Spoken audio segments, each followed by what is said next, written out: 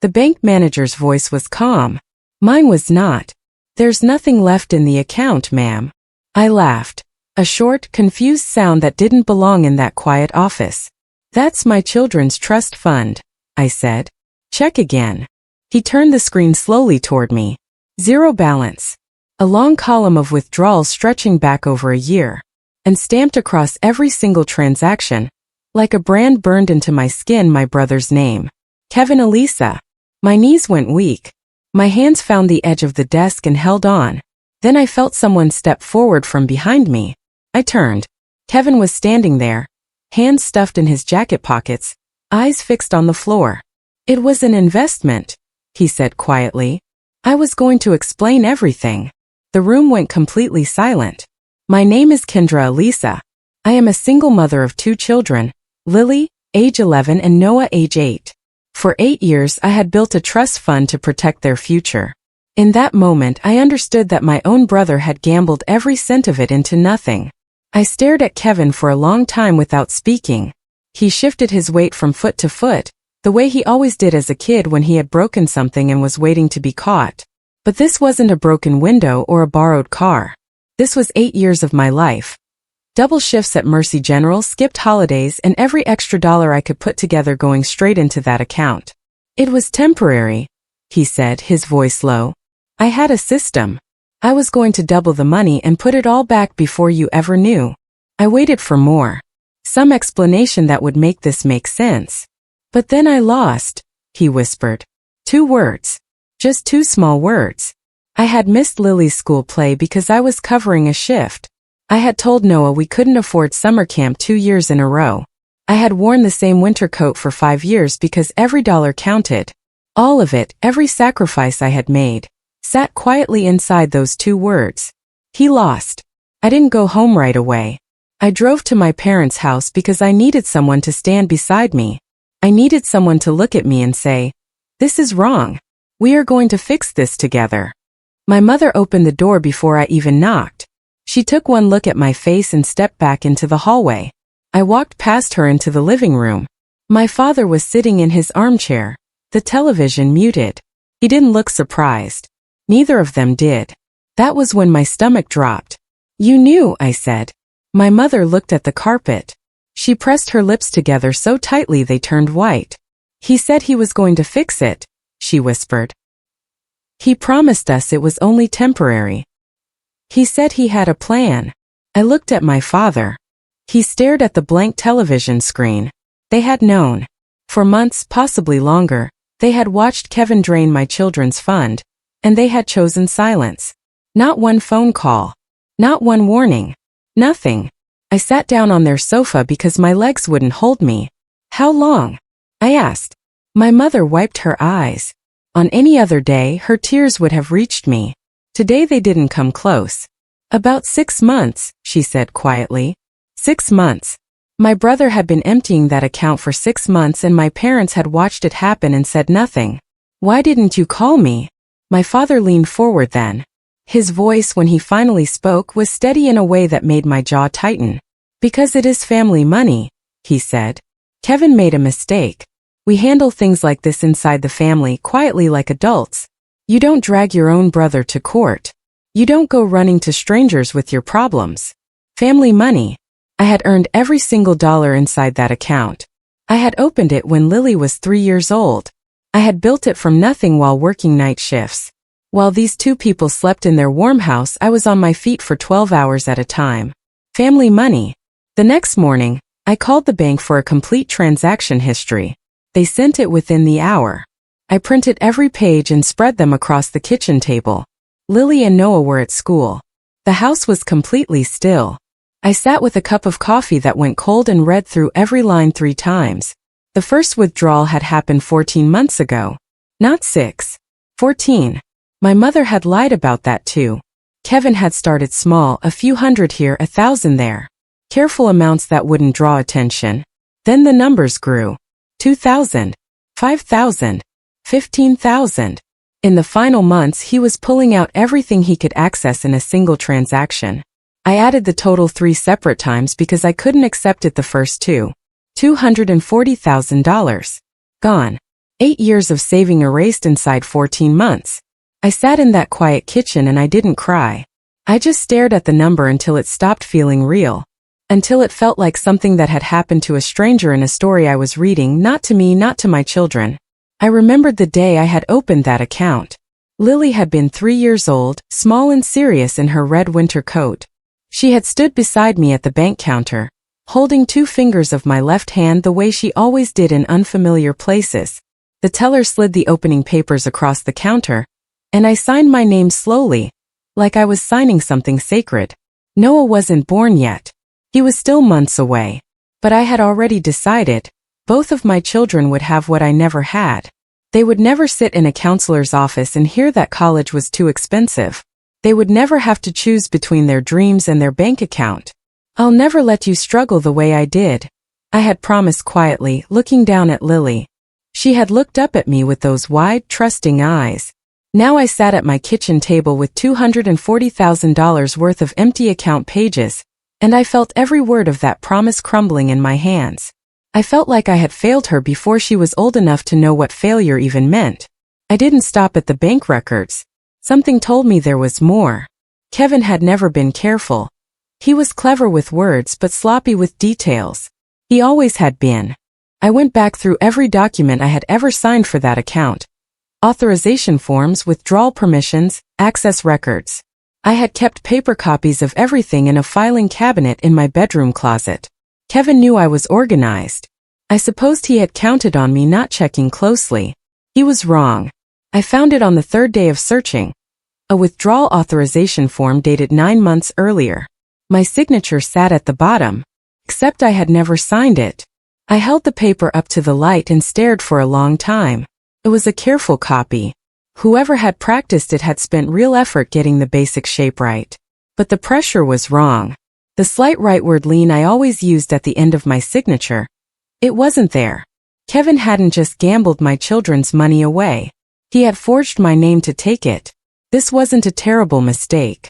This was a crime. I brought the forged document to my parents the following evening. I set it on the coffee table in front of them and sat down across from them without saying a word. I watched them look at it. My mother's hand reached out toward it, then pulled back. My father's jaw tightened. Kevin told us about that, my father said finally. I waited. He said you had signed it and then forgotten. He said you were stressed from work and that your memory wasn't right. He paused. We believed him. Dad, I said slowly, that is not my signature. My mother looked up. You can't be completely sure, Kendra. People's handwriting changes over time. It is not my signature. Silence. My father sat back and crossed his arms. He didn't mean to hurt anyone, he said. He panicked. He was already in too deep and he didn't know how to stop. You know how Kevin gets. You know how difficult his life has been. I stared at my father for a long moment. Kevin's difficult life. Kevin, who had never once worked a double shift in his life. I told them I was going to the police. The room changed instantly. Like someone had switched the air out for something thinner and colder. My mother stood up from the sofa. You are not going to do that, she said. The softness in her voice was completely gone. He forged my signature, I said. That is fraud. That is a crime. He is your brother. He stole $240,000 from my children. My father pointed at me from his chair. His voice was very controlled. If you go to the police, you will destroy this family. You will put your own brother in prison and live with that decision forever. Is that really what you want? What I want, I said, is for my children to still have a future. My mother stepped closer. Her voice dropped to something quiet and cold. You wouldn't do that to your own family, Kendra. You're not that kind of person. I looked at her for a long, steady moment. You don't know what kind of person I am, I said quietly. Not anymore. I sat in my car outside their house for almost an hour. The street was quiet. Porch lights glowed up and down the block. A neighbor walked a dog past my window without looking at me. Inside my chest, something felt completely hollow. I thought about Lily coming home from school the previous week, holding a brochure she had found online for a marine biology program at a state university. She had circled 3 schools in red pen and taped it to the refrigerator. "Mama, do you think I could actually get in?" she had asked, her voice full of a hope so pure it had made my throat tighten. I had told her yes. I had told her we would figure it out. I thought about Noah, who slept with a worn picture book under his pillow about an astronaut named Jack who flew to Jupiter and back. They had no idea. The two people I had given up the most for had no idea that the safety net I had spent 8 years building was now completely gone. And the people who should have protected me had protected the person who destroyed it instead. I drove home. I sat at the kitchen table in the dark for a while. Then I got up, washed my face, and stood in front of the bathroom mirror. My eyes were red. My jaw was tight. I looked like someone who had been hit very hard and was deciding whether to stay down. I decided not to. They had counted on me to cry quietly and eventually let it go. They had counted on family loyalty to do what it always did: silence the person with the most to lose. Kevin had gambled on that just like he had gambled everything else. He had guessed wrong. I wasn't going to make a scene. I wasn't going to fall apart or beg anyone to feel sorry for me. I wasn't going to show up at their doors screaming. I was going to be quiet. I was going to be careful. I was going to document every single thing. And when the time came, I was going to take back every cent they had stolen from my children, and then make sure there was absolutely nowhere left to hide. I started before the sun came up the following morning. I pulled out every financial document I had ever kept: bank statements, account records, old emails, tax returns. I spread everything across the dining room table and began building a timeline. I needed to understand exactly when Kevin had first gotten access, how he had done it, and where the money had actually gone. I was not a lawyer, but I had spent 15 years as a billing specialist at Mercy General. I understood documentation. I knew how to read a paper trail and identify the exact moment something stopped making sense. The timeline I built was detailed, precise, and cold. Kevin had gained access 14 months ago using a combination of forged authorizations and a shared login I had once given him during a family emergency. A login I had never thought to take back. He had used my trust against me in the most literal way possible. By the end of that first morning, I had 4 pages of careful notes, a complete withdrawal chronology, and a very clear understanding of exactly what had happened. The picture was uglier than I had first imagined. The more I dug, the worse it got. Using contact details Kevin had put in old emails, ones he had forwarded to me during a business idea he had pitched 2 years earlier, I traced his activity further back than the trust fund withdrawals alone. He had not been betting casually on weekends. Kevin had gotten involved with private high-stakes card games connected through an online platform. He had been losing steadily for close to 2 years. When his own savings ran out, he borrowed. When borrowing stopped being an option, he turned to my children's account. But the losses had not stopped there. He still owed money, a significant amount, to people who were not the patient kind. This was not reckless stupidity alone. Kevin was desperate in the way that makes people dangerous. He had taken my money not because he believed he could hide it forever, but because he had no other exit available. He had burned every bridge behind him long before he started on mine. The situation was worse than a theft. It was a collapse that he had pulled my children into without a second thought. On the 5th day of my investigation, I found something that changed everything. I had been searching public property records, cross-referencing Kevin's name and our shared family address out of instinct more than certainty. I wasn't sure exactly what I was looking for. I was simply looking. A result came back that made me sit straight up in my chair. Kevin had purchased a property. A small house registered in his name on the eastern side of the county, dated 11 months ago. The purchase price listed was $92,000. I stared at the screen for a very long time. He had told everyone, me, our parents, the bank, that every dollar was gone, that he had lost it all, that nothing was left to recover. But 11 months ago, right in the middle of the period when he was draining my children's account, Kevin had quietly bought himself a house. He had not lost everything. He had moved some of it somewhere safe. And he had been counting on my grief and my silence to make sure I never found out. I called an attorney the next morning. Her name was in Whitfield. A colleague at the hospital had mentioned her months earlier for an unrelated matter, and I had saved her number without knowing I would ever need it this urgently. I laid out everything over the phone: the forged authorization, the complete transaction history, the property purchase, the full 14-month timeline.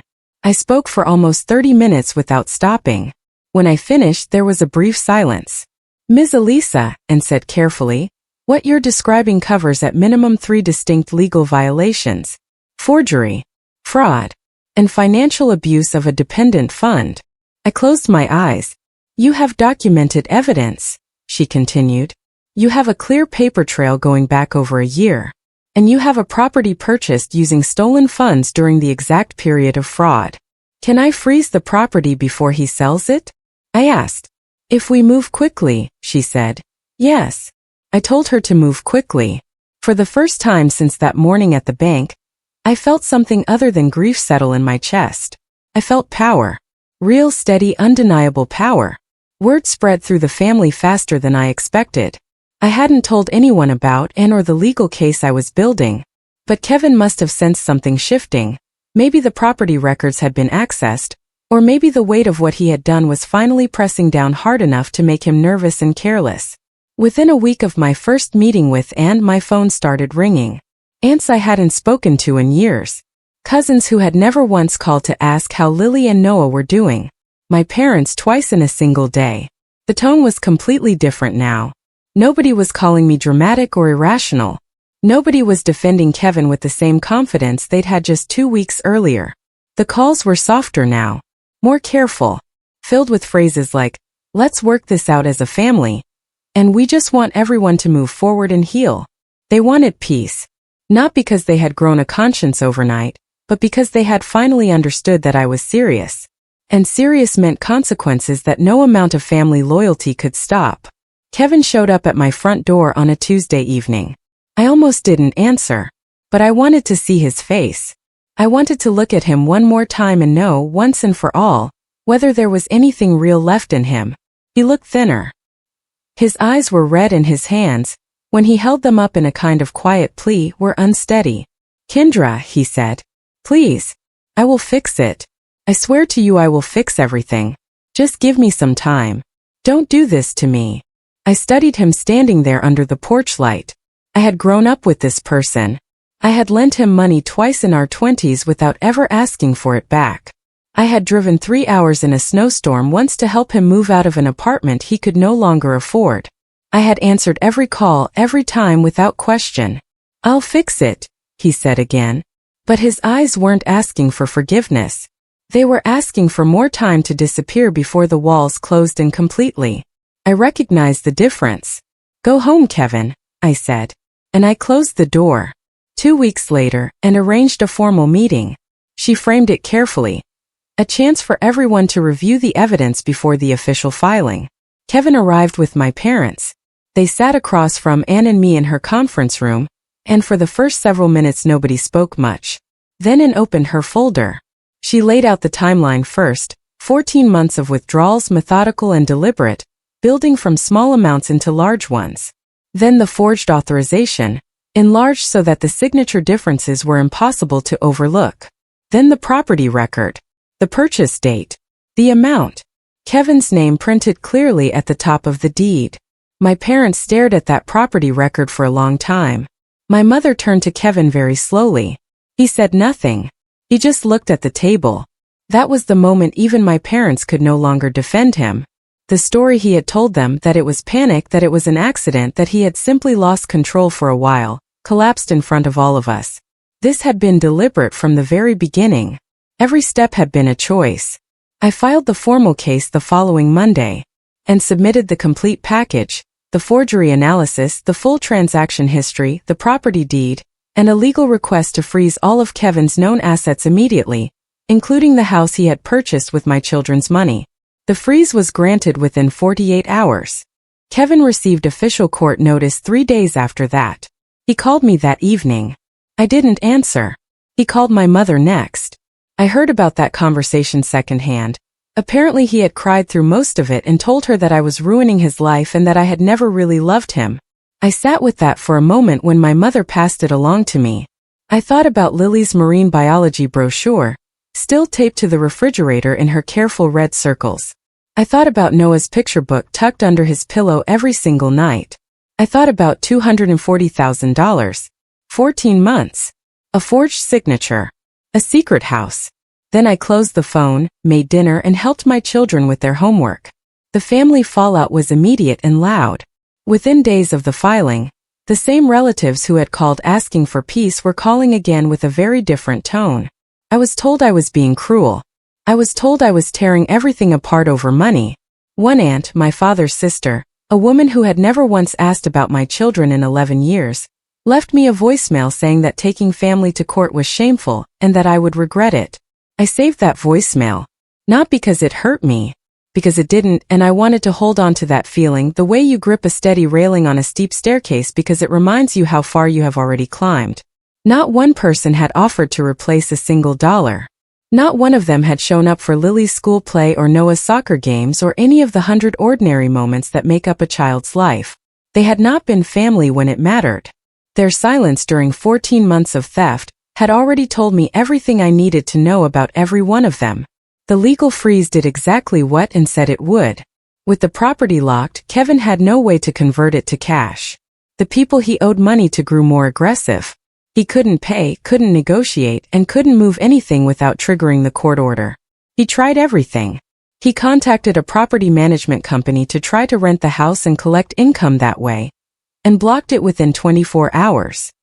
He approached a cousin about a private loan agreement to help him stay afloat. The cousin called me first. He even reached out to an old friend of my father's in real estate, looking for a backdoor sale before anyone noticed. Each time the door closed, Kevin had spent over a year building a trap he believed I would never find my way out of. He had counted on my trust, my silence, and my love for the family to protect him from everything he had done.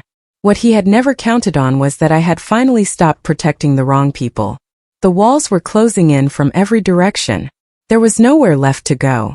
The court date arrived on a gray Thursday morning in November. I wore a dark blazer and flat shoes and arrived 15 minutes early, and was already at the table, 2 folders open in front of her. Kevin arrived with a court-appointed attorney, a quiet man who looked like he had already reviewed the case carefully and understood how it was going to end. The judge reviewed the evidence methodically, the forgery analysis, the full transaction records, the property deed, Anne's timeline, which showed clearly and without any gap that the house had been purchased using funds withdrawn from my children's trust account during the exact period of fraud. Kevin's attorney raised 2 objections. Both were overruled without hesitation. Then the judge asked Kevin directly whether he disputed the signature analysis. Kevin looked at his hands for a long time. Then he said no. Then in a voice so low I almost couldn't hear it, he said he was sorry. Then he admitted, on record, officially and without any possibility of taking it back, to forgery, fraud, and the misappropriation of protected funds. The truth was ugly, but it was finally completely out. The ruling came down 3 weeks after the hearing. The property was seized and transferred into a court-managed restitution account designated in my children's names. Kevin's remaining assets, 2 bank accounts, a vehicle, and a small investment holding and had uncovered during discovery, were frozen and assessed. Combined, the recovered total reached just over $190,000. It was not the full $240,000, but Anne had also secured a formal repayment judgment, a legally binding order requiring Kevin to pay the remaining balance over time, with interest under full court supervision. Any missed payment would trigger an automatic asset review. He had nowhere to hide, no loophole, no family silence to shelter behind. No escape through a back door that I hadn't already found and closed. I walked out of the courthouse with Anne on a cold afternoon and stood on the front steps for a moment, breathing the sharp November air. "What now?" she asked. I thought about Lily and Noah sitting in school at that exact moment, completely unaware of what this day meant for their lives. "Now I rebuild," I said. I didn't celebrate. I went home, made dinner, and helped Noah with a book report about the solar system. I let Lily show me a new playlist she had made on her phone, sitting beside her on the sofa while she explained each song with the kind of pure enthusiasm that only 11-year-olds can manage. I watched my children and felt something finally settle deep in my chest. Not triumph exactly, but something steadier and quieter than that. In the weeks that followed, I opened a new trust account with stronger legal protections. I restructured the access so that no one, not Kevin, not anyone, could ever touch it without a court order. I added a secondary investment account in both children's names, and began making steady monthly contributions. I found a financial advisor who specialized in planning for single-parent households. I started a personal emergency fund, the kind I should have had years ago, the kind that would ensure I never had to rebuild from absolute zero again. I was done being the person that other people gambled on. I was done trusting my children's safety to anyone but myself. Months passed. Kevin avoided me completely. My parents and I spoke occasionally, short, careful conversations that stayed far away from anything real. Some relatives eventually stopped calling altogether. A few others surprised me by quietly checking in from time to time, asking about the kids, saying they were glad things had worked out. The family I had believed in for most of my life turned out to be smaller than I had thought. But it was also cleaner. Lily received a letter from a summer enrichment program at one of the universities she had circled in red pen. She screamed so loudly that Noah came running from his room, certain something was wrong. When she showed him the letter, he read it twice and then told her very seriously that she was going to be the best marine biologist in history. Noah finished his book report about the solar system and got a gold star. He taped it to the refrigerator right next to Lily's brochure. I stood in my kitchen one evening looking at those two pieces of paper, and I thought about the bank manager's calm voice and the zero on that screen and every single thing that had come after. Family is not who you protect at your own expense. Family is who would never put you in that position to begin with.